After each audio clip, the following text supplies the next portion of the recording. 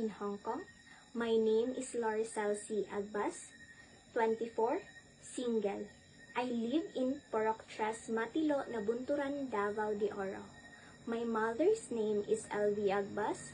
My father's name is Lorenzo Agbas. I have one brother and one sister, and I am the youngest.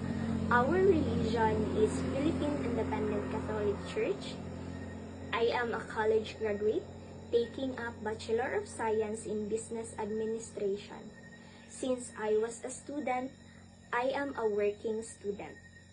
And currently, I am a private employee of an insurance company for 2 years and 10 months. I choose to apply in Hong Kong because I want to earn a high salary, and also I want to help my parents here in the Philippines. And that's all. Thank you.